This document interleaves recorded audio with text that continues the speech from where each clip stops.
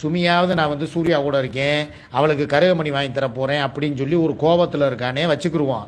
இந்த இவளுக்கு என்ன இளவெடுத்தவளுக்கு 3 நாளாக ஹோட்டல் சாப்பாடு சாப்பிட்டுக்கிட்டு இருக்கேன்ல, என் வயிறு என்னத்துக்காகும்? ஒரு மனுஷனை வந்து சரி வாங்க கருகமணியை கூட அப்புறம் பார்த்துக்கிறலாங்க, இப்போதைக்கு தேவை உங்கள் உடல்நலம் முக்கியம், சுகர் மாத்திரை எல்லாமே அங்கே கிடக்கு அப்படியே.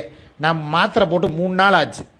எந்த ஒரு சுகர் மாத்திரையோ பிபி மாத்திரையோ இல்லை எந்த மாத்திரையுமே நான் போடலை. ஆக என் உடல் நிலை மேலே அக்கறை இருந்தால் வீட்டுக்கு வாங்கங்க, வந்து அந்த மாத்திரைகளை எல்லாம் போடுங்க, இல்லை எடுத்துகிட்டு போங்க, இல்லை ஈசு மயங்கிட்ட கொடுத்து விட்றேன் வாங்கி சாப்பிட்றீங்களா? ஒரு வார்த்தை கேட்க மாட்டேங்கிற. அப்போ என் மேலே இவளுக்கு அக்கறை இருக்கா?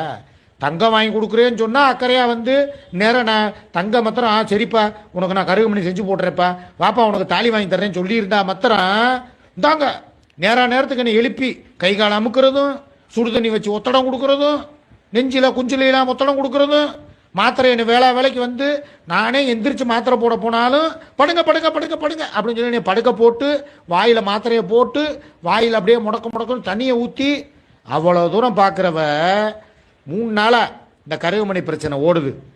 மாத்திரையாவது எடுத்துகிட்டு போங்க, இல்லை வாங்கங்க அப்படின்னு சொல்லி ஏதாவது கூப்பிடலாம்ல. அவள் கூப்பிட்டா நான் தான் போகலை. காரணம் என்னன்னா அங்கே போனதுக்கப்புறம் என்னை தூக்கி போட்டு மிதிச்சானா யார் பொறுப்பு?